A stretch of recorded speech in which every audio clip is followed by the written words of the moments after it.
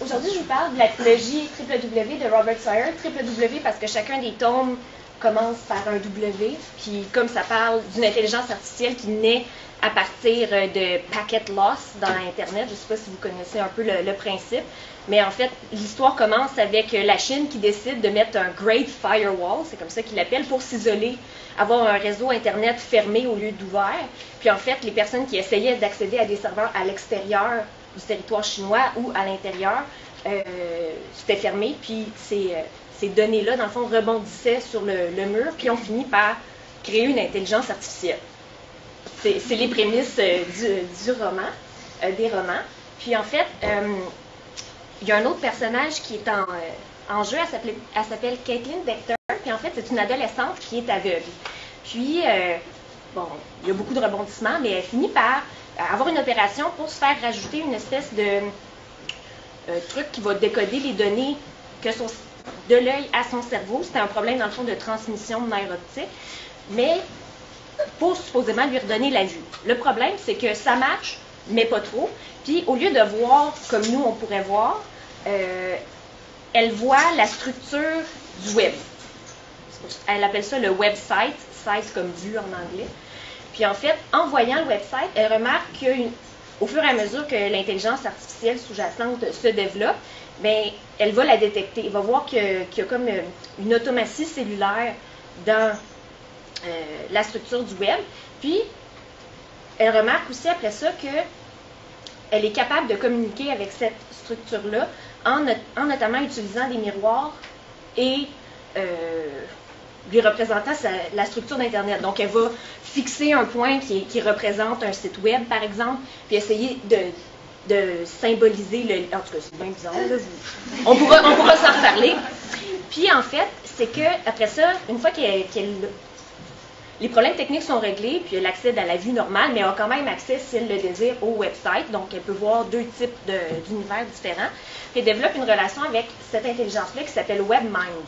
Puis, en fait, tout le roman est influencé par l'aspect surveillance, Big Brother. Bon, tous ces thèmes-là sont là-dedans parce que WebMind, en fait, comme il est constitué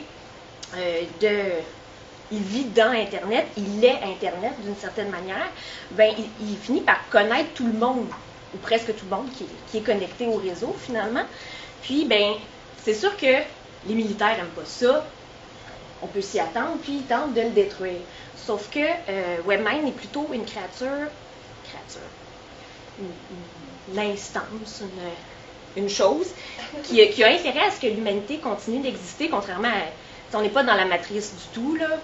Ils n'utilisent pas les humains, c'est juste que c'est plus une codépendance, c'est-à-dire que si les humains viennent à être détruits, ben, ils n'utilisent plus Internet et WebMind meurt. Il est donc conscience de sa dépendance des humains, puis il va agir comme une figure bénéfique sur les humains pour qu'ils vivent le plus longtemps possible, évidemment, en évitant de s'entretuer. La vision est très importante dans ce roman-là parce que, bon, premièrement, c'est comme ça que Caitlin va détecter qu'il y a une intelligence artificielle, mais Caitlin est aussi, comme WebMind voit à travers ses yeux à elle, sa première porte d'entrée sur l'humanité. Donc, il va créer un lien très fort avec Caitlin, parce que c'est elle qui va lui apprendre, entre autres, à lire des textes.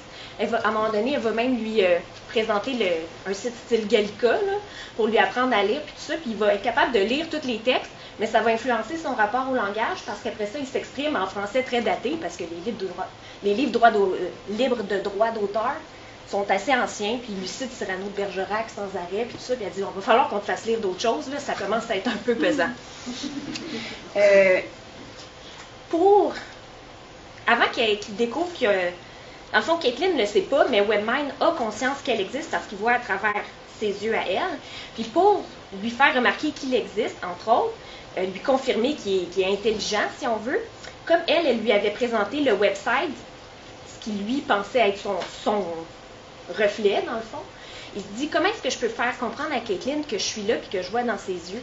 Puis alors qu'elle se regarde dans le miroir, dans un miroir chez elle, lui, il va sauvegarder d'une certaine manière cette image-là, puis à un moment donné, il va juste comme lui présenter devant les yeux. Il communique un peu comme ça au début. Ensuite, la vision, ça devient... J'ai parlé comme quoi c'était le point de départ, puis ça devient aussi une quête de liberté pour WebMind, parce que au début, il a accès qu'à la vision, pas au son, par exemple, que Caitlin entend. Puis il veut développer des systèmes pour pouvoir mieux comprendre Internet. Il veut pouvoir regarder des vidéos, il veut pouvoir interagir plus facilement avec les gens. Puis il y a tout le temps les gens de la famille de Caitlin sont au courant qu'elle communique avec une intelligence artificielle. Au début, ses parents ils ont un peu peur, ils pensent que c'est un scam, mais ils réalisent que c'est pour vrai. Puis il y a tout le temps des caméras en circuit fermé dans la maison pour que WebMind puisse les voir et interagir avec eux à tout moment. Ils se développent de cette manière-là. D'un aspect phénoménologique et ontologique, c'est particulièrement intéressant parce que même si WebMind n'a pas de corps, j'ai réalisé juste ce matin que c'était vraiment ironique de parler d'une intelligence artificielle qui n'a pas de corps dans ce cas-là, mais il y en a semi-un, parce que comme il voit à travers les yeux de Caitlin, il y a quand même une présence physique. Puis ça devient un problème parce que quand il veut se manifester au monde, se présenter, puis leur dire « Inquiétez-vous pas, je suis là pour vous aider », bien, il y a comme un problème éthique qui survient parce qu'il se dit « Si Caitlin fait les messages à ma place, elle va toujours apparaître comme ma marionnette, ça ne sera pas bon pour mon image. » Il est parfaitement conscient. Il dit je peux pas non plus faire style 1984 puis juste parler sur un écran gros de même. Il y a une conférence à un moment donné à l'ONU. Puis il se dit non, je peux pas juste mettre un visage créé à l'ordinateur puis faire en sorte que ça soit ma voix qui sort de là, ça n'a pas de sens. Et qu'il y a tout le temps une espèce de rapport à l'image. Puis lui, c'est comme le fait de ne pas avoir de corps, ça le rend doublement conscient de sa situation. S'il était un robot, il aurait l'air encore plus menaçant. C'est sûr que ça ne marcherait pas du tout son affaire.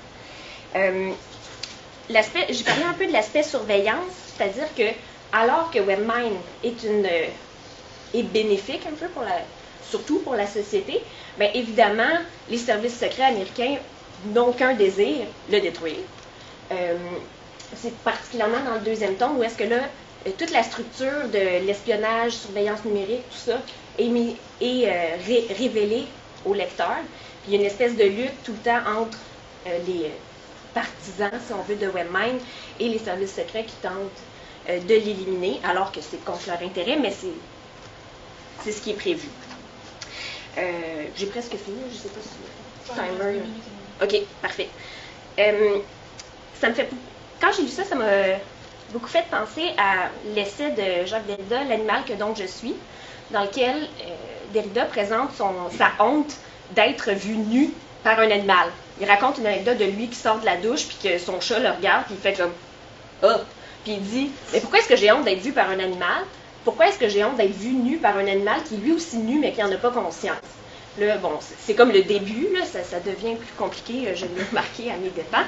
Mais ce que je trouve intéressant, c'est que la raison pour laquelle il y a le premier réflexe des gens quand ils apprennent l'existence de WebMind, c'est de ne pas aimer ça, parce que comme il peut être partout en même temps dans Internet, puis parler à tout le monde simultanément, ben les gens ils se sentent brimés dans leur intimité. Ils racontent dans WebMind, il dit je trouve ça vraiment fascinant comme quoi quand les gens cherchent une recette, ils viennent me parler, me demander as-tu un site à me recommander, comme un moteur de recherche, mais que quand ils veulent tromper leur femme, ben c'est drôle, ils viennent pas me voir pour des sites de rencontres extra-conjugales, par exemple.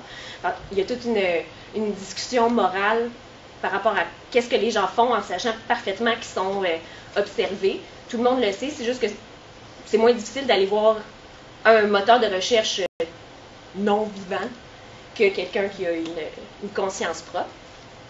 Puis il remarque aussi qu'il y a une grande baisse dans les fréquentations de sites néo-nazis ou pornographie infantile également. Il y a comme une espèce d'autorégulation qui s'amorce à cause de la surveillance que WebMind fait. Puis c'est entre autres parce que pour la première fois, dans le fond, l'humanité se voit vue par quelque chose qui est au même stade moral qu'elle, ou potentiellement supérieure. Donc, il y a, oui, une dimension de peur qui peut être péjorative, mais il y a aussi cet aspect-là que ça nous recentre sur notre humanité, parce que là, comme les gens, ils sont plus conscients qu'ils sont...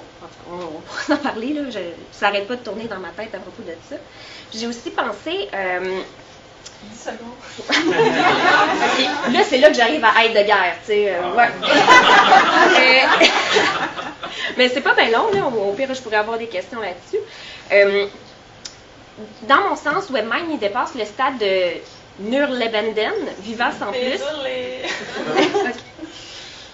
Alors, il va falloir regarder les questions C'est pour bon. la pause, je pense. Oui, la pause de dîner aussi.